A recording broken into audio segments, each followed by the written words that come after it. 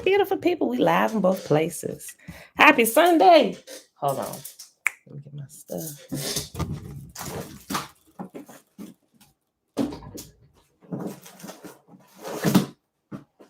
Okay. Happy Sunday. Happy Sunday. Beautiful people. It is November the 14th, 2021.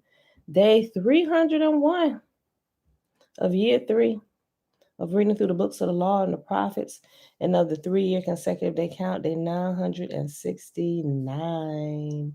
Y'all, today we're reading Psalms chapter 95 through 98. And then we're going to pick up in, chapter 8 of Shakespeare's Secret Messiah. I think 8 was Hamlet, right? We started in Hamlet. Yep, Hamlet, chapter 8.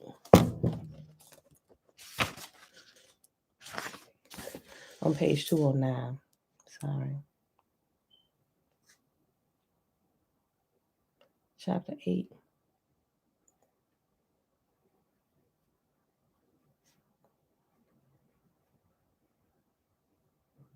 All right, y'all. So let's go ahead and do the Shema. Levine, blessings. Trina, hey girl, hey. I wanted to be here yesterday, y'all. I really did. But we had an early appointment. We had to be out there at 7, right? So, and I wouldn't have been able to have my laptop and my whole stuff set up. So that's why we had to take it off. And I thought about doing an earlier video, but I was up too late. And if I said it and I overslept, I would have felt bad. So I was like, we're just going to forward for tomorrow because we got to be up there so early. And then, yeah, so that's what we did, y'all. So that's why I went here yesterday. We had an early appointment. All right, so let's pull up the Shema. All right, yeah, we get started over here. Remember, the Shema is found, or the Shema, it's found in Deuteronomy chapter 6, starting at verse 3. Remember, read the whole chapter. I think in the gist of everything that I pulled out, I got everything, but go read the whole chapter, y'all, so y'all familiar with it. Hear, therefore, O Israel, and observe to do it, that it may be well with you, and that you may increase mightily, as Yahuwah, the mighty one of our fathers, has promised us, in a land that flows with milk and honey. Hear, O Israel, Yahuwah, our mighty one, he is one. And you shall love Yahuwah, your mighty one, with all your heart and with all your soul and with all your might. And these words which I command you this day shall be in your heart.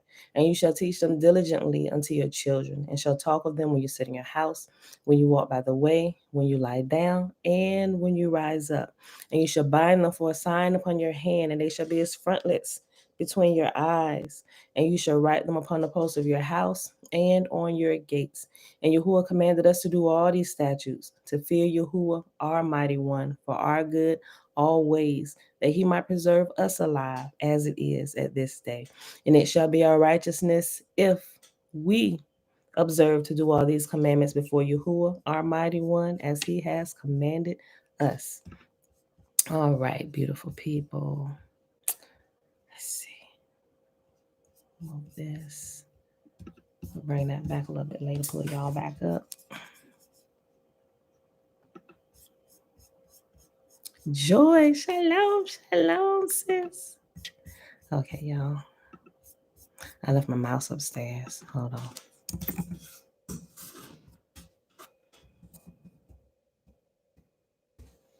Psalms chapter 95, y'all.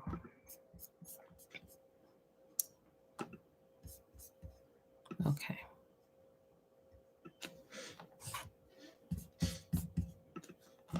I'm reading from the New Living Translation. And when y'all hear me, if y'all go get the New Living Translation, because a couple people asked me, they hear me reading from it, and then they go look at the New Living Translation. Like, wait a minute, I don't see y'all, because the New Living Translation still uses Lord and God. But when I see it, I just interchange it with the correct name. So that's why, some people, they don't, because I interchange it. They tell you in the beginning, in the preface, depending on which Bible you're looking at, they tell you that they remove the actual name of Yah and they put in general terms like Lord and God. That's causing people to forget his name, right? That's actually breaking one of the commandments, causing his name to go to ruin, which is what the commandment, thou shalt not take my name in vain, should say, right? If you actually go to the origination of it, it says, do not cause my name to go to ruin, right? So that's what it means. That's by speaking it a wrong way or putting it away, not speaking it at all, because it causes people to even forget his name, right? He said, don't ever do that. So that's why when I read, I will interchange it with his name. I will replace the general terms and put his real name back in there. So just in case some of you were wondering. All right, Psalm 95. Come, let us sing to Yahuwah. Let us shout joyfully to the rock of our salvation. Let us come to him with thanksgiving. Let us sing psalms of praise to him. For Yahuwah is a great God, a great king above all gods. He holds in his hand the depths of the earth and the mightiest mountains. The sea belongs to him, for he made it. His hands have formed the dry land too. Come, let us worship and bow down.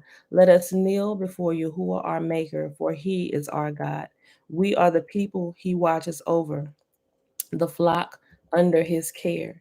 If only you would listen to his voice today. Yahuwah says, don't harden your hearts as Israel did at Meribah and as they did at Massa in the wilderness. For there your ancestors tested and tried my patience, even though they saw everything I did.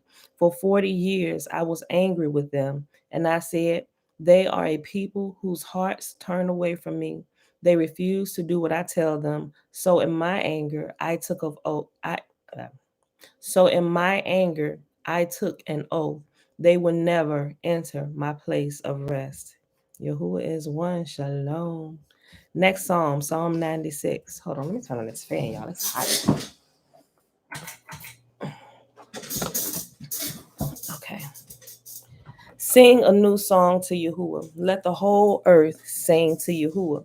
Sing to Yahuwah. Praise his name. Each day proclaim the good news that he saves. Publish his glorious deeds among the nations. Tell everyone about the amazing things he does. Great is Yahuwah. He is most worthy of praise. He is to be feared above all gods. The gods of other nations are mere idols, but Yahuwah made the heavens. Honor and majesty surround him. Strength and beauty fill his sanctuary. O nations of the world, recognize Yahuwah. Recognize that Yahuwah is glorious and strong. Give to Yahuwah the glory he deserves. Bring your offerings and come into his courts. Worship Yahuwah in all his holy splendor. Let all the earth tremble before him. Tell all the nations, Yahuwah reigns. The world stands firm and cannot be shaken. He will judge all peoples fairly. Let the heavens be glad, and let the earth rejoice. Let the sea and everything in it shout his praise. Let the fields and their crops burst out with joy.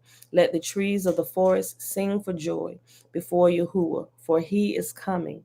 He is coming to judge the earth. He will judge the world with justice and the nations with his truth. Next chapter. Mom, shalom, shalom. Psalm 97.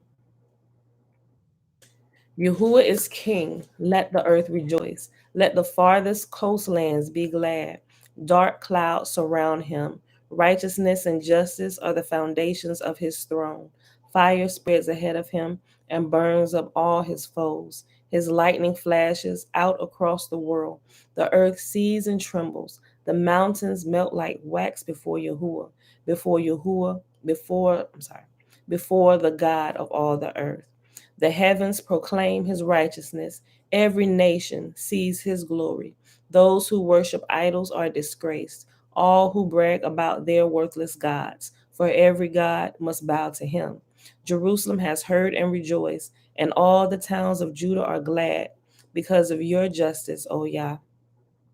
For you, O Yah, are supreme over all the earth. You are exalted far above all gods. You who love Yahuwah hate evil.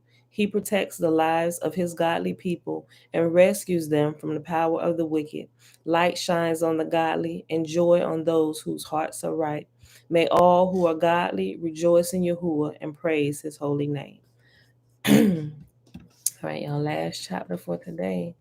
Psalm 98, a psalm. Sing a new song to Yahuwah, for he has done wonderful deeds. His right hand has won a mighty victory. His holy arm has shown his saving power. Yahuwah has announced his victory and has revealed his righteousness to every nation. He has remembered his promise to love and be faithful to Israel. The ends of the earth have seen the victory of our God. Shout to Yahuwah, all the earth. Break out in praise and sing for joy. Sing your praise to Yahuwah with a harp and melodious song, with trumpets and the sound of a ram's horn. Make a joyful symphony before Yahuwah the King. Let the sea and everything in it shout his praise. Let the earth and all living things join in. Let the rivers clap their hands in glee. Let the hills sing out their songs of joy before Yahuwah, for he is coming to judge the earth. He will judge the world with justice and the nations with fairness. That, my beautiful people, is our reading for today. Let us go ahead and hop on over here to Shakespeare's Secret Messiah. Okay, y'all. Hamlet. Y'all get a chance to go watch Hamlet? Have y'all ever watched Hamlet? If you watch the older one, it might be hard to kind of get through. But unless you are watching it on purpose, you may not be able to stick through it. But the one that I put up there, I put a couple up there. But there is one, it is in black and white. I forget the guy's name. The guy that played in one of the Marvel movies, the bald head guy, the professor. I think that was him. I think it's a professor. I should know that because I'm like a Marvel fan, but it's somebody that looked just like him. It's the same guy. I gotta get his name, the bald head guy, right? The one that was in the wheelchair, right? I ain't seen it in a long time, but the one who was in the wheelchair. He plays in this Hamlet. It's in black and white. And I thought that was one of the best ones, and I was able to watch it all the way through. So we may, I think this is a short chapter. Okay, we'll definitely get through this today. But if you have the time and you want to, you acted Hamlet in high school. Okay, Joy. Okay, so you know what it's about. Look, but if y'all haven't, even if you get the chance, go back and watch one of the versions of it so you can kind of keep up with what's going on. How some people may be coming in the middle of this and like, how in the world does all this connect to the Bible? What you're trying to show us? It all connects, I'm telling you. So if you were here from the beginning, you would see the connections and why we're bringing these in and how it connects to the New Testament, how they're kind of interchanging stuff, right? These are smaller pieces of the bigger puzzle, right? So I'm taking time going through all of these little smaller pieces so you can see the bigger puzzle. So y'all know I ain't cuckoo, right? All right. Hamlet, chapter 8. Hamlet is the most researched play in the world, with a bibliography that reached over 12,000 listings in 2004. Despite this effort, much of the play is still a puzzle to many modern critics. Analyzing the play in the light of the Flavian typology, however, renders it completely coherent. Hamlet was based upon a tale in Saxo's Histoire Danicae, and I probably pronounced that wrong, right? Okay. In that story, Fingo bloodily butchers his brother Ameltath, Ameltath, Ameltaa, I'm sorry, Tath, Ameltath. Okay. In that story, Fingo bloodily butchers his brother Ameltath at a banquet and then marries his wife Garutha. Amelta's son, the young prince Amelta, pretends to go mad with anguish and is sent to England to recuperate.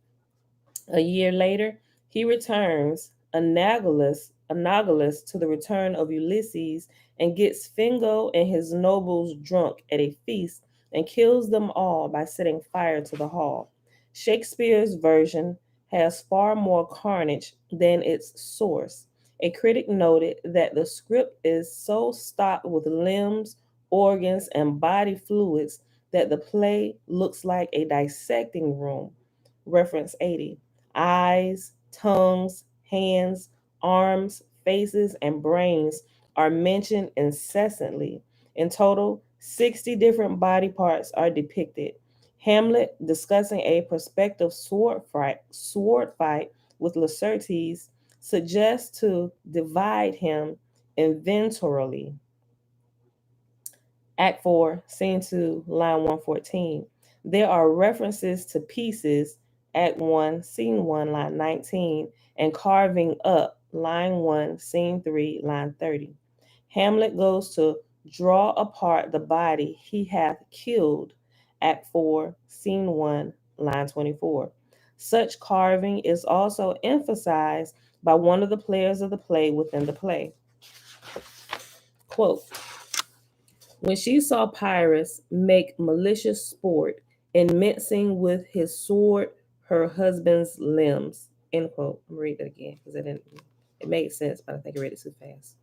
When she saw Pyrrhus make malicious sport in mincing with her sword, I'm sorry. Read it again. I gotta slow down. Quote, when she saw Pyrrhus make malicious sport in mincing with his sword her husband's limbs. End quote. Act 2, Scene 2, line 513 through 514. The play also incorporates a vast amount of cannibalistic imagery, as has been noted before, reference 81. And although it has been suggested that this imagery is related to the play's general preoccupation with death and the fate of the human body, reference 82. When I say the reference, if you weren't here, when I say the reference number, it gives you the full reference and detail in the back in the index, and it's located at the number. The play also incorporates a vast amount of cannibalistic imagery, as has been noted before, reference 81. And although it has been suggested that this imagery is related to the play's general preoccupation with the death and fate of the human body, reference 82, this does not seem to be a completely satisfactory explanation. The problem is particularly vexing because the theme does not occur at all in Saxo's Historia Danica, the source for Hamlet, and some critics have complained that this constitutes a structural problem in understanding the play's meaning. Critics have wondered if the playwright is implying that cannibalism is occurring, who is eating whom and why? For example, what is the meaning of the statement that indicates that Hamlet's father was eaten, quote, most holy and religious fear it is to keep those many bodies safe that live and feed upon your majesty, end quote. Act 3, Scene 3, line 8 through 10. The sheer volume of cannibalistic imagery in Hamlet suggests that this question must be answered before the play can be understood. My solution, of course, is that Shakespeare constructed a reversal of the cannibal theme of the Flavian comic system. The key character in this reversal is Fortinbras, whose name means strong arm, so named by the playwright because he was one of the few characters at the play's conclusion with his limbs intact. Hamlet encounters his father's ghost, who informs him that he has been murdered by his brother, Hamlet's uncle, the new king. The character Fortinbras is introduced at this point and is established as a mirror image of Hamlet. Like Hamlet, Fortinbras was named for his father, who was king but has been recently killed by Hamlet's father, who was also named Hamlet. And like Prince Hamlet, Fortinbras's uncle seized the throne after his father's death. However, Fortinbras and his family are unstained by the violence of brother on brother, while the bad karma of both regicides fall upon Prince Hamlet. Thus, it seems fitting that a better fate awaits Fortinbras than for Hamlet. With these devices, The author is using concepts from the Flavian comical system to construct a hidden storyline, which is submerged beneath the surface narration. Like Titus Andronicus above, the storyline reverses the Gospel's typology that mocks the Jews' cannibalism during the siege of Jerusalem.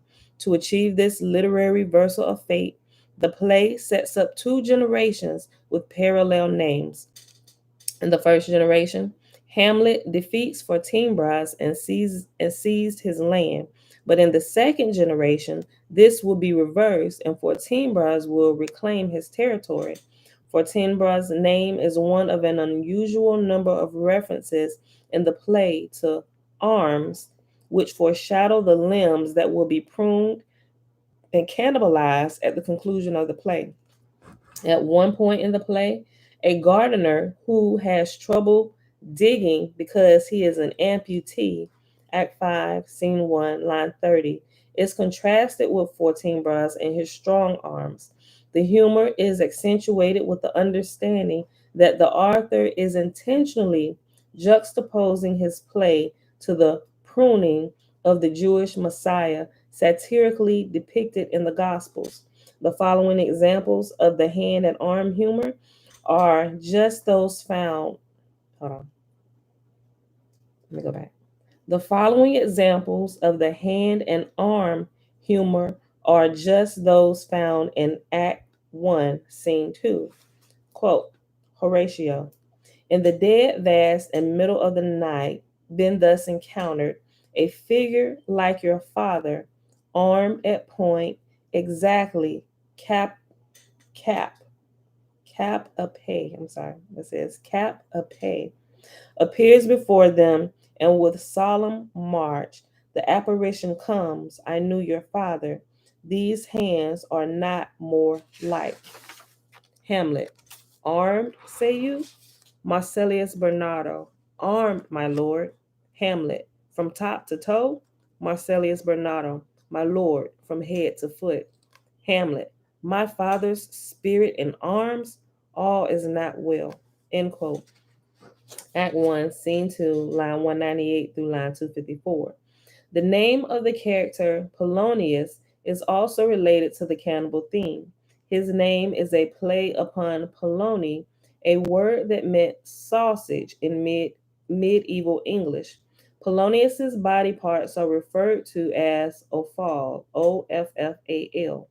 Act 2, Scene 2, line 580, and guts, Act 3, Scene 4, line 212, that have to be carried off stage. Guts, of course, are used for sausage making. After Hamlet kills Polonius, pointing to his dead body in a tirade against his mother Gertrude, Hamlet makes it crystal clear that this sausage will be eaten. Quote, could you on this fair mountain leave to feed and batten, glut yourself on this moor? Act 3, Scene 4, lines 66 through 67. Polonius's name and fate occurred because he is another of Shakespeare's characters representing a type of Josephus, the Jewish or Moor turncoat who helped the Romans write the Gospels. Remember, Moor is referring to a black or Negro person. Yes, shalom, shalom. Shakespeare's characters representing a type. I started in the middle of the sentence. Polonius's name and fate occur because he is another of Shakespeare's characters representing a type of Josephus, the Jewish or Moor turncoat who helped the Romans write the Gospels. Notice that Polonius is identified as a Moor above. Shakespeare typically brings her Josephus fingers, I'm sorry, not fingers. Shakespeare typically brings her Josephus figures to a justly ignoble fate. In this case, Polonius has become food for worms, but in due time, as Hamlet explains, fish will eat the worms and men will eat the fish, thus completing the cannibalistic cycle. The passage below may also be an ironic reference to the imperial diet of worms, where Martin Luther was declared an outlaw in 1521. If so, the playwright's not so subtle comic point was that the Catholic hierarchy was consuming Luther for supper. Quote, King Claudius, now Hamlet, where's Polonius? Hamlet, at supper. King Claudius, at supper, where? Hamlet, not where he eats, but where he is eaten. A certain convocation of politic worms are eaten at him. At Ian, it it actually, I don't know if it's eaten or even. It's E apostrophe E N. Hold on. I think that might be even. I don't know why when they translating this here, they don't just put it the way it should be. Okay. Not Hamlet. Not where he eats, but where he is eaten. A certain convocation of hold on, y'all. I'm getting tongue tied. A certain convocation of politic worms are even at him. Your worm is your only emperor for diet. We fat all creatures, else to fat us, and we fat ourselves for maggots. Your fat king and your lean beggar is but variable service, two dishes, but to one table. That's the end.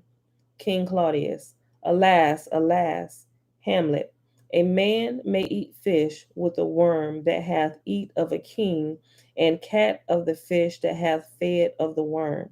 King Claudius, what dost you mean by this? Hamlet, nothing but to show you how a king may go a progress through the guts of a beggar.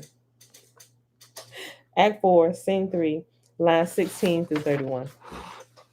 Within the context of the Flavian's comic system, Hamlet's comment above, quote, not where he eats, but where he is eaten, end quote, is a reference to the double entendre regarding Lazarus being, quote, made a supper, end quote, at John chapter 12, verse 2. Due to its macabre nature, the Gospel's joke regarding someone being, quote, made a supper, end quote, is certainly among the very few times in literature that this genre of humor has ever been used. It is unlikely that the author of Hamlet also used this precise format by accident, but rather its use in this context is evidence that Shakespeare was aware of the Flavian cannibalistic theme.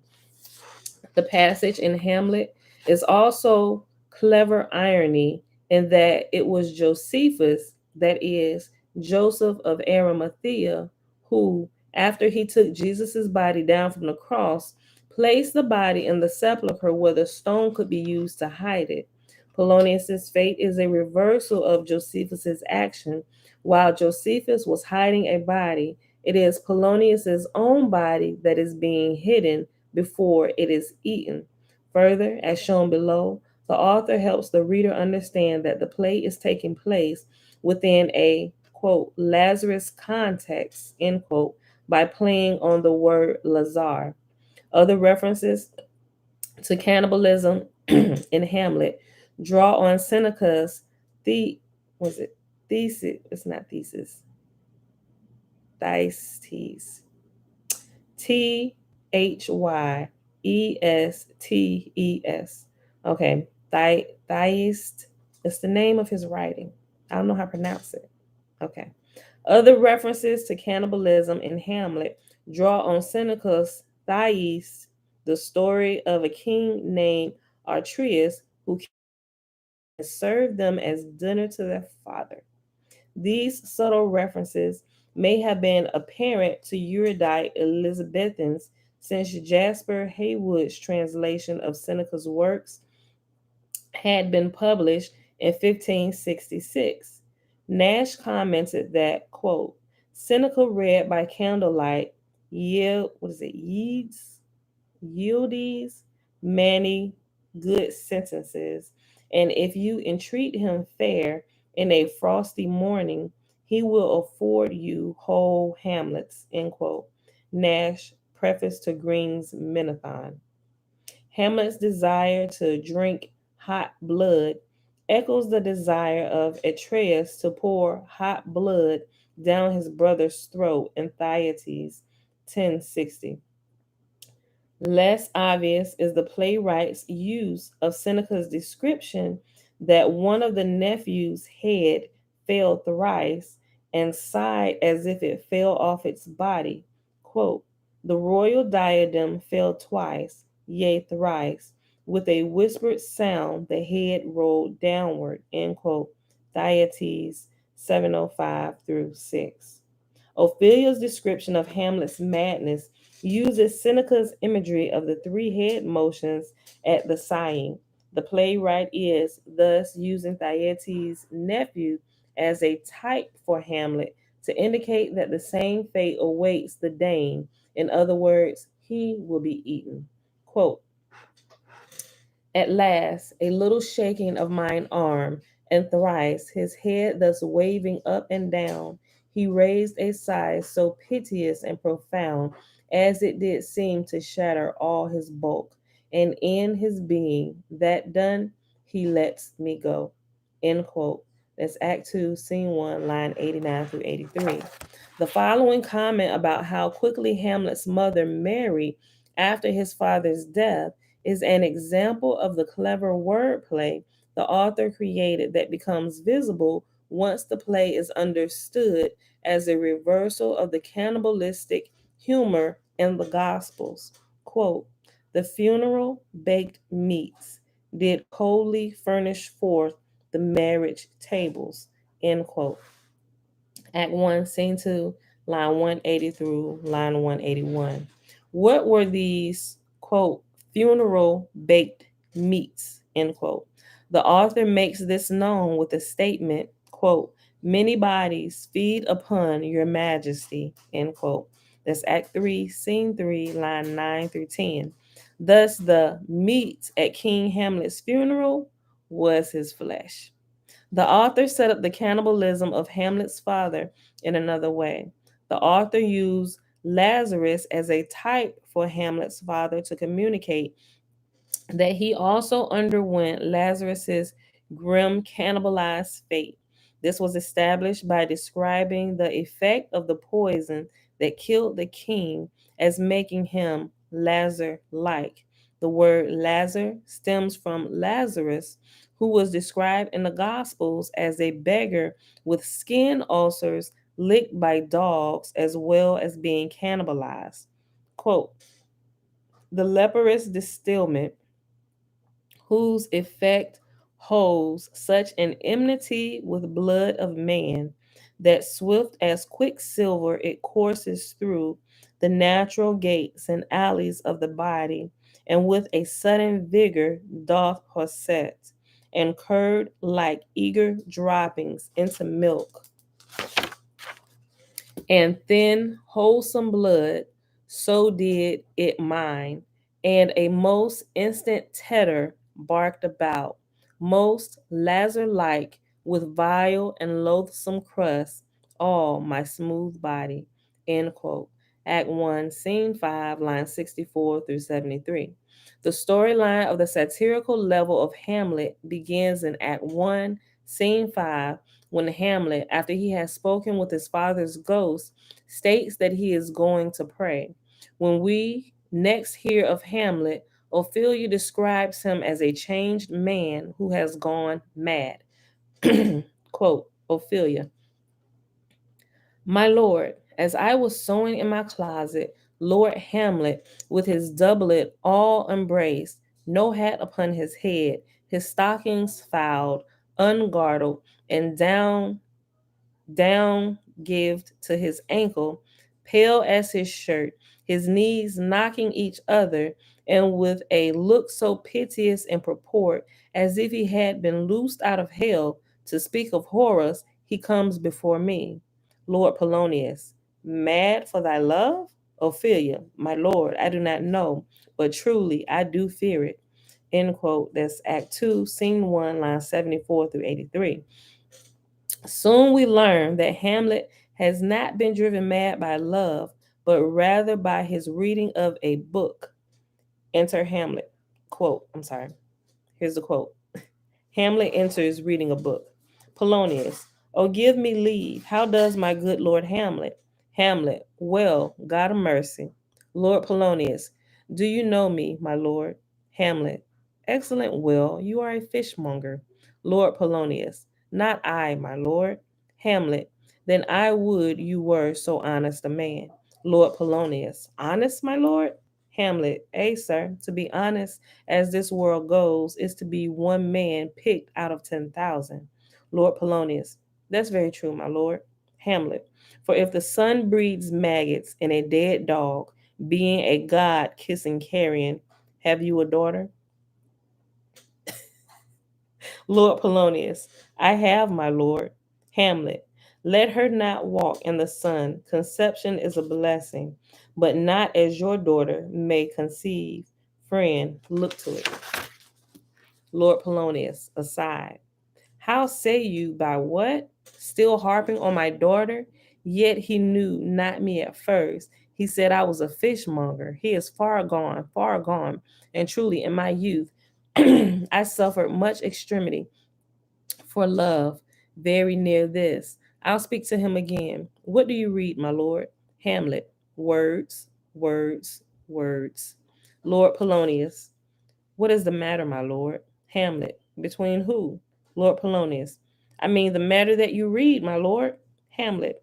Slanders, sir, for the satirical rogue says here that old men have gray beards, that their faces are wrinkled, their eyes purging thick amber and plum tree gum, and that they have a plentiful lack of wit, together with most weak hams, all which, sir, though I most powerfully and potently believe, yet I hold it not honestly to have it thus set down for yourself, sir, should be as old as I am, if like a crab you could go backward.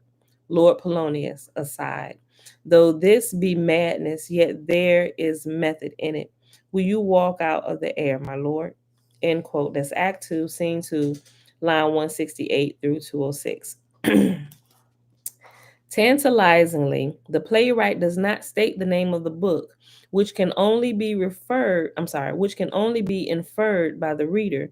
There have been attempts to identify the book as Juvenal's Satires or Erasmus' The Praise of Folly, though neither of these works relate to the description of its contents that Hamlet gives. Hamlet tells us that the author of the book was a satirical rogue and that it was not honesty to have it thus set down. Apparently, Hamlet found the book while praying, since that was where he was going when we saw him last.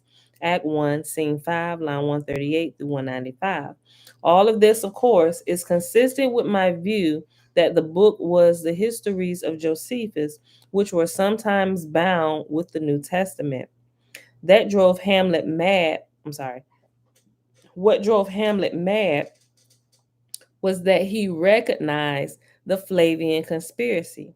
Notice that Hamlet replies, well, God of mercy, when Polonius asks, how does my lord I'm sorry. How does my good Lord Hamlet while he reads the unnamed book? The playwright depicts Hamlet as struggling with the implications that the New Testament is a Roman forgery. It is easy to understand how in Elizabethan England, such knowledge could be seen as having the power to drive a man mad. Even today, the fact is difficult to comprehend as it requires a reorientation of many of our basic assumptions. Notice that the use of a hidden letter or book to stand in for the Flavian text is a device we have seen elsewhere. The comments on the Maccabees and Marlowe's Jew of Malta and Titus's supplication carried to the emperor by the clown who was immediately hung for his innocent role as a messenger. Hamlet calls Polonius a fishmonger, Act 2, Scene 2, line 174, because he recognizes that Polonius is a parallel of Josephus, who flattered and ministered to the Flavian emperors, just as Polonius does for the Danish royalty. In the Flavian typology, fish represents the flesh of the Jews. An example of this typology is the Roman battle at the Lake of Galilee, in which Jews were pulled out of the water like fish. This battle was satirized in the Gospels when Jesus stated at the same place that his disciples would become fishers of men. Thus, Hamlet refers to Polonius as a fishmonger because, as a minister to the Danish nobility, he peddles wickedly in Jewish flesh. There is, as Polonius states, a method to Hamlet's madness. His statements are not gibberish, but rather they are references to the method that linked the war between the Romans and the Jews to the Gospels. For example, Hamlet relates a description in the book he is reading of a people who were physically ravaged and who had weak hams, suggesting the starving Jews during the siege of Jerusalem. Notice the use of the word ham for a human body part. Hamlet also states that he believes most potently that the events the book describes occurred, but hold it not honesty to have it thus set down. This would certainly have been the position of the playwright, who must have known that famine did occur, but also knew that the depictions of the consequences of the famine in the Gospels and wars of the Jews was Roman propaganda. Along with the references, along with the reference to weak hams, the above mentioned amber also relates to the siege of Jerusalem. Amber, of course, is the gummy extrusion from the wounds of trees, but amber is produced only from coniferous trees, the trees that surrounded Jerusalem, the sanctuary of the Lord. The fir tree, the pine tree together beautified the place of my sanctuary. I should have said, quote, let me go back. But amber is produced only from coniferous trees, the trees that surrounded Jerusalem, the sanctuary of the Lord. Quote, the fir tree, the pine tree together beautify the place of my sanctuary. End quote. And that's found in Isaiah chapter 60, verse 13. In other words, Hamlet is describing the amber that flowed from the trees when the Romans cut down all the trees on the mountains during their siege of Jerusalem to make crucifixes. Far from being random, the method to Hamlet's madness throughout the rest of the play is entirely related to Hamlet's understanding of the Flavian satirical system. For example, Hamlet's remark above about the sun breeding maggots in a dog refers to Luke chapter 16, verse 20, and Matthew chapter 15, verse 26 through 28, which describes Lazarus full of sores, Lazar like above, being food for dogs. Another example of his method is the passage below, in which Hamlet states the news that Flavian actors had taken the role of the Christ and therefore rode an ass as Jesus did in the Gospels. Quote, Polonius, my lord, I have news to tell you. Hamlet, my lord, I have news to tell you. When Roscius was an actor in Rome, Lord Polonius, the actors are come hither, my lord. Hamlet, buzz, buzz. Lord Polonius, upon mine honor. Hamlet, then came each actor on his ass. End quote. Act 2, Scene 2, line 389 through 395. In order to, quote, catch the king, end quote, his murderous uncle Claudius Hamlet arranges for a group of actors to put on a play that will represent the attack upon his father so closely that it will force his uncle to reveal his guilt. To test the troupe on their acting ability, Hamlet has them first perform a separate play for him. They choose the story of Troy, which had a special significance to the author of the Shakespearean literature. The Greek conquest of Troy was parallel to Rome's conquest of Jerusalem. Notice that Troy was defeated by the wily Odysseus' treacherous gift of a religious idol, just as Jerusalem was defeated by Titus, who brought the false religion of Christianity. The player's recital of the story of the city's fall creates a nesting effect like a Russian matryoshka. What? Matryoshka. Okay, I think it's matryoshka. And matryoshka. Okay. The player's recital of the story of the city's fall creates a nesting effect like a Russian matryoshka doll. In other words, the play within a play about Troy is really about the establishment of Christianity, and it reveals the truth about Hamlet's situation, just as the larger play does. Both are symbolic comments upon the Romans' creation of a false religion. Yeah. Okay, we only got a couple more pages, y'all. King Claudius is a type for Caesar Claudius, who was murdered by poison in October of 54 CE. Thus, the play's mass poisoning can be understood as a play on Claudius's death. Moreover, as noted below, Claudius was the third angel in Revelation who was associated with the poison wormwood. Read that again, because we almost at chapter 11. Every time I can think about it, I tell you I'm so excited to get to chapter 11 where we start breaking down the book of Revelation, y'all. I hope y'all stay for it. Yo, listen. Moreover, as noted below, Claudius was the third angel in Revelation who was associated with the poison wormwood. The author of Hamlet understood Revelation's typology and linked it in the following exchange. Quote, player queen, oh, confound the rest. Such love must needs be treason in my breast. And second husband, let me be accursed. None wed the second, but who killed the first? Hamlet, aside, wormwood, wormwood. End quote. Act 3, Scene 2, line 177 through 181. The fate of Ophelia, which has mystified scholars to date, is clear within this interpretation. Hamlet told Polonius that Ophelia is a daughter of Jephthah, the biblical character who sacrificed herself rather than violate her father's oath to God.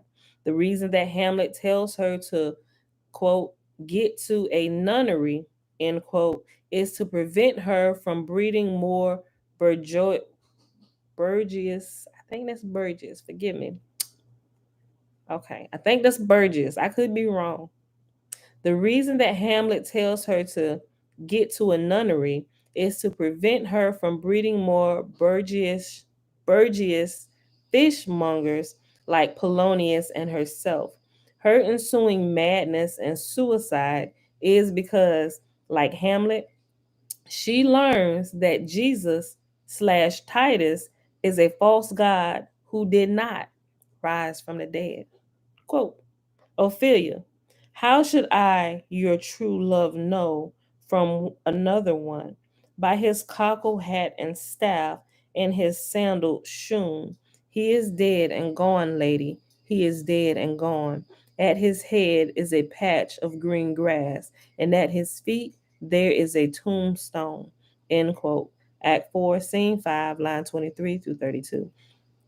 Hamlet's famous soliloquy, To Be or Not to Be, is in this same comic genre. The playwright is reversing the conclusion of Josephus's Jewish Wars, wherein Eleazar purportedly told his Jewish followers that suicide was a good idea, while Hamlet is asking himself whether it is a good idea to commit suicide. The typological humor may seem in good fun, but it is quite possible that the playwright mirrored the Romans' hatred and had a murderous intent with such satires. Hamlet journeys to England, but when he unexpectedly returns, his arrival sets off a group slaughter of the remaining principal characters. The slaughter echoes the carnage that the denominates, I think that's denominates, I'm spelling it out just in case y'all want to correct me. But when y'all send it to me, y'all gotta do the word. Y'all gotta put like dashes and do like it sounds like for real. I ain't illiterate, but sometimes you may wonder when I go to pronounce some words. The slaughter echoes the carnage at the denouements of Titus Andronicus and Romeo and Juliet. In the subtle conclusion, Fortinbras arrives and takes note of the feast, in other words, of the Gentiles' cannibalism. Quote, Fortinbras, this quarry cries on havoc, O proud death. What feast is toward in thy eternal cell, that thou hast so many princes at a shot, so bloodily has struck? I'm sorry. Yeah, that was a question. Let me read it over. Fortinbras, this quarry cries on havoc. O proud death, what feast is toward in thy eternal cell, that thou hast so many princes at a shot, so bloodily has struck? End quote. Act 5, Scene 2, line 364 through 365. This conclusion shows why Fortinbras was set up as a mirror of Hamlet. Now that Denmark's royalty has self destructed, he will inherit both kingdoms of Norway and Denmark and thus reclaim the land that was taken from his father. Of course, since one generation was a type for another, it is easy to see that the real point was linked to generations long gone. Thus, the violence of the struggle between the Romans and Jews lives on within our literature. All right, y'all, we almost done. We'll be done in like 5 minutes. It is interesting to note, however, that Norway, like Denmark, is a Gentile kingdom, and there is no direct indication in the play that Fortinbras was Jewish, which is a conjecture based upon the fact that the play is reversing the typology in the Gospels. In other words, Hamlet, the victorious king, strong armed, was not delimbed and thus can be seen as a type that reversed the fate given to the Jewish king captured on the Mount of Olives and was ordered pruned by Titus. And that's found in Josephus, his Wars of the Jews, 6, 2, and 167. It seems reasonable to suspect that Fortinbras, like Friar Lawrence in Romeo and Juliet, is a crypto Jew who hides his faith and pretends to be a Christian. The blackness of the comedy makes it highly unlikely that the play was constructed as a memorial to Shakespeare's son, purportedly named Hamnet, as many scholars have claimed, and many others have just as adamantly disputed. The name Hamlet was a pun upon the name of the lead character in the source, Ameltha. In my view, it may also have been a witticism describing the behavior of the character responsible for creating the ham, that is, the human flesh that was available in such abundance at the conclusion of the play. Hamlet, meaning to make ham. The same witticism is found in the title of Emilia Bassano's poem Cook Ham, which told the story of a Jewess isolated in a world of Gentiles in a place where ham was cooked. In this case, the joke is created. In this case, the joke is created by combining ham with let, which meant to cause or bring about, a wry description of Hamlet's real accomplishment. If this is correct, it begs the question of whether Hamnet existed at all. A number of details within the play support the premise that Emilia Bassano was the true author. She gave the queen her father's name of Baptista, and in some versions of the text name, the murdered duke or king's name was Hudson, recalling the name of her former patron lover, Lord Hudson. Further, the presence of recorder Further, The presence of recorder players, Act 3, Scene 21, line 28, line 285 through line 375, including a discussion of recorder fingering, brings to mind the Bassano Recorder Ensemble. The numerous scenes in Shakespeare where a recorder group plays may have been simply Emilia's effort to create additional employment for her family's musicians. Two other passages also provide interesting autobiographical insights. There is a suggestion that some of this company of players that don't have the accent or the walk of Christians, Act 3, Scene 2, line 30 through 35.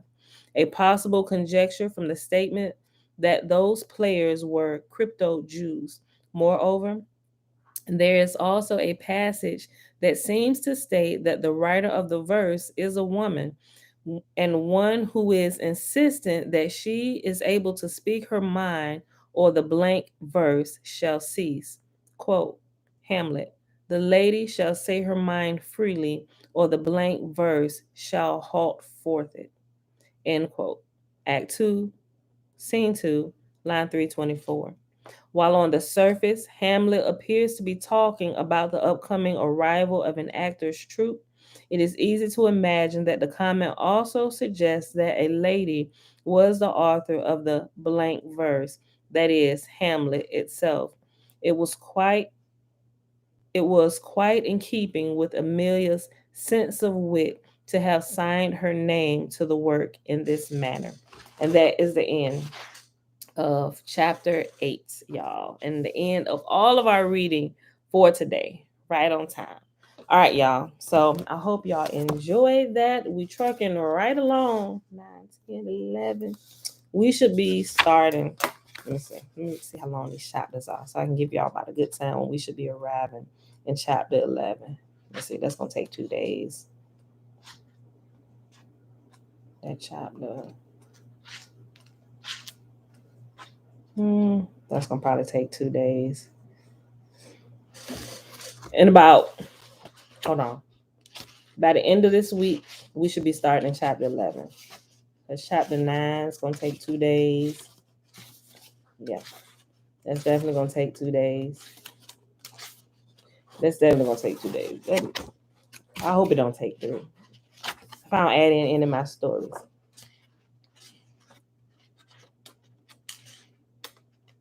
So I say by Friday. Oh, Saturday, because we ain't going to be here Friday. So Saturday, if these take 4 days, I say by Saturday, we'll be starting chapter 11, which begins the breakdown of the book of Revelation, y'all. Make sure y'all here.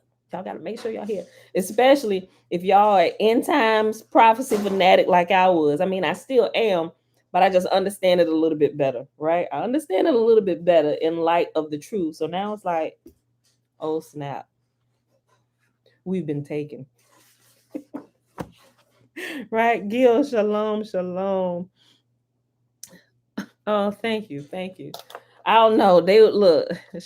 Gil said, "Shalom, I think you should do a CD of the Tanakh. You have a good voice. Thank you." But if whoever employs me to do the voiceover of the Tanakh, but if I do it on my own, guys, it'll take me probably 10 years to get it done, especially with the shenanigans in my background, right? I'd be having to pause everything. Hey, hush! I'm recording. Like I had to do that when I'm taking business calls at home. Bless y'all for the mute button. But let me tell you one time, oh my goodness, I hit the mute button. I thought I hit the mute button so I could holler at my kids and tell them to shut up. And I went to go hit it to unmute it and realize it wasn't muted. I said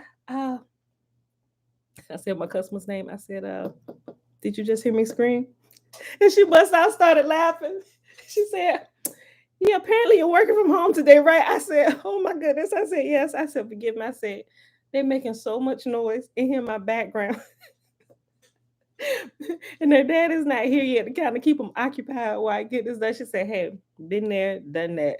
And it was a good thing that, I mean, everybody can kind of and they kind of understand, especially in COVID times where a lot of people working from home, right? They say, hey, it happens, right? Because that's happened to me, not to me, but customers I've talked to. I realized, oh yeah, they working from home. I don't give them any flack about it. One guy, he was hollering at his son. He told him not. It's crazy, y'all.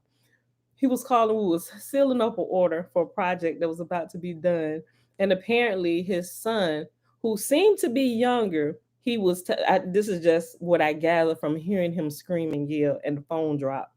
Apparently, he was gonna take his smaller son, who shouldn't have been outside riding his bike by himself, right, waiting for dad to get off the phone. He goes out the front door anyway.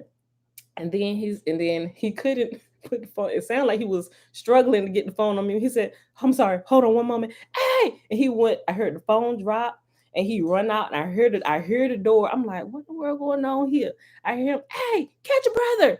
Apparently he went out riding his bike and rode the bike into the street and cars were coming. But apparently he could see that I don't know what their house looked like, but apparently he could see it out the window and caught it before it happened. Apparently, he saw the driveway, his younger son riding a bike out there into the street, and thus all that in the background. Right. And so he kind of filled me in on a little bit of when he came back to the phone about 3 minutes later, all out of breath. He said, Miss Murphy, I'm so sorry. He said, I didn't get a chance to put the phone on mute fast enough. He said, and I had to catch my 4-year-old son before he got out there in the street. He was heading down the drive. I said, hey, family first, right? I said, I completely understand. I said, I've had a few of those times, so, but yeah, but y'all, I'm super excited. So yeah, I would have to record that probably like not at my house where my children are nowhere to be found, right? In order for that to be done in an appropriate amount of time and nice and clear, the whole background for the whole reading. But we could also do a dramatized version, right? And the drama not necessarily coming from the reading, but the drama from the reader's real life. Now that might sell, or at least really be interesting to listen to, right? Okay, y'all. But anyway, I'm super excited about this. So I hope y'all are too. Just be here for the reading. Have y'all Bibles with you. Have your Bibles with you so we can go through it together. But anyway, y'all, that's it for today. It is Sunday, November the 14th, 2021, day 301. Come on, Tootie. Day 301 of year 3 of reading through the books of the law and the prophets, and of the 3-year consecutive day count, day 969. We read Psalm 95 through 98, and we read all of chapter 8 in Shakespeare's Secret Messiah. Wait, Mommy. Yes. Someone in the street out. No one? No, see, girl, you ear hustling. I wasn't talking about none of y'all. I was talking about a client who I was talking to on the phone, and his son went into the street. Okay. All right, y'all. So let's go ahead and do the blessing and Make me and you. Let's see. Type it there, blessing. All right, y'all. Remember the blessing is found in Numbers chapter 6, starting at verse 22 all the way to verse 27. All right, y'all. Remember the Nazarite vow is you push the table. Is the first 21 verses of Numbers chapter 6. Man or woman can take it, right? Okay. And Yahuwah spake unto Moses, saying, Speak unto Aaron and unto his sons, saying, On this wise ye shall bless the children of Israel, saying unto them, Yahuwah will kneel before us, presenting gifts, and will guard us with a hedge of protection. Yahuwah will illuminate the wholeness of his being towards us, bringing order, and he will provide us with love, sustenance, and friendship. Yahuwah will lift up his wholeness of being and look upon us, and he will set in place all we need to be whole and complete. And they shall put my name upon the children of Israel, and I will bless them. Okay, let's end it. All right, beautiful people. She ready to end it. All right, I love y'all. I see y'all back here bright and early tomorrow morning. Wait. 7:15 a.m. Eastern Standard Time. Bruce. All right, y'all. Should be ready to end Facebook. Like, let's get them out of here. All right, y'all. See you. Bruce. Way to end it too. I didn't see. Shalom. Mommy.